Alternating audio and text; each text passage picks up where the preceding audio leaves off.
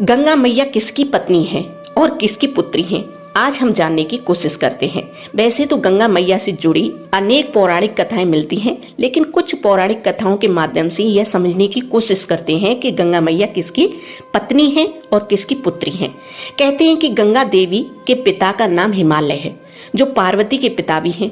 जैसे राजा दक्ष की पुत्री माता सती ने हिमालय के यहाँ पार्वती के नाम से जन्म लिया था, उसी तरह माता गंगा ने अपने दूसरे जन्म में ऋषि जन्नू के यहाँ पर जन्म लिया था। यह भी कहा जाता है कि गंगा का जन्म ब्रह्मा के कमंडल से हुआ था।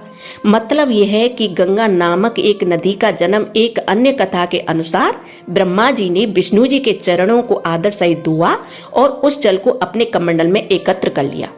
भगवान विष्णु के अंगूठे से गंगा प्रकट हुई, अतः उसे विष्णुपदी कहा जाता है। एक अन्य कथा के अनुसार गंगा पर्वतों के राजा हिमान और उनकी पत्नी मीना की पुत्री है। इस प्रकार वे देवी पार्वती की बहन भी हैं। कुछ जगहों पर उन्हें ब्रह्मा के कुल का बताया गया है। और दूसरी कथा के अनुसार भगवान राम के पूर्वज इसाकू वंशी राजा भगीरथ के प्रयासों से गंगा नदी स्वर्ग से धरती पर आई थी, लेकिन उन्हें स्वर्ग से धरती पर गंगा को लाने के लिए कठोर तपस्या करनी पड़ी थी। उनकी तपस्या से प्रसन्न होकर ब्रह्मा जी ने कहा, राजन, तुम गंगा का पृथ्वी पर अवतरण तो चाहती हो, परंतु क्या तुमने पृथ्वी से पूछा है कि वह गंगा के भार तथा बेग को संभाल पाएगी? मेरा विचार यह है कि गंगा के बेग को संभालने की शक्ति केवल भगवान शंकर में है। इसलिए उचित यह होगा कि गंगा का भार एवं बेग संभालने के लिए भगवान शिव का अनुग्रह प्राप्त कर लिया जाए।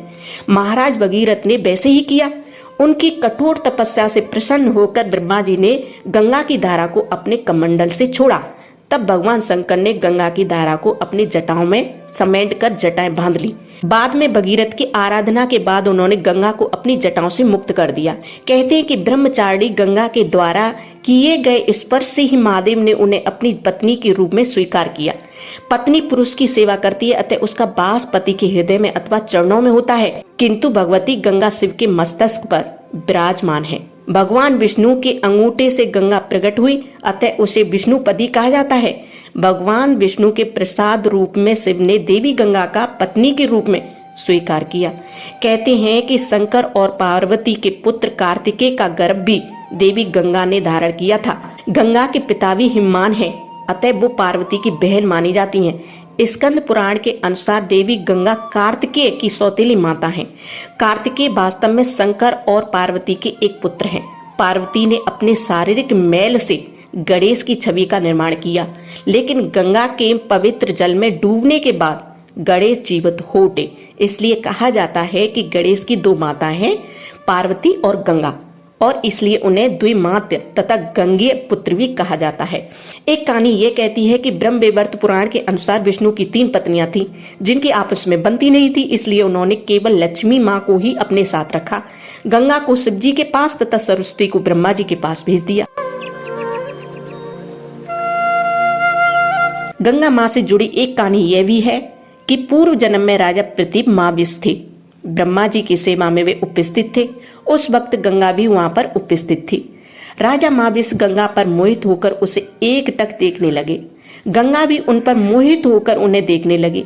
ब्रह्मा ने यह सब देख लिया और तब उन्हें मनुष्य योनि में दुख झेलने का श्राप दे दिया।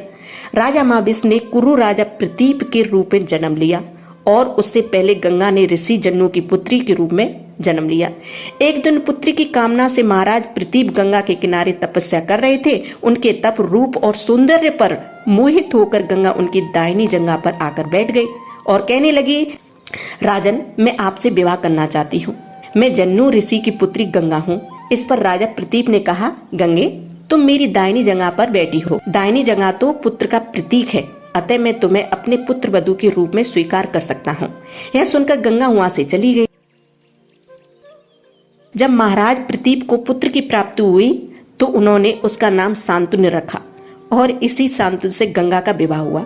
गंगा से उन्हें 8 पुत्र मिले, जिसमें से 7 को गंगा नदी में बहा दिया गया और 8वें पुत्र का पालन पोषण किया गया। उनके 8वें पुत्र का नाम देवव्रत था। यह देवव्रत ही आगे चलकर भीष्म पितामह कहलाया। गंगे माँ से रिलेटिव यह जानकारी आपको कैसी लगी?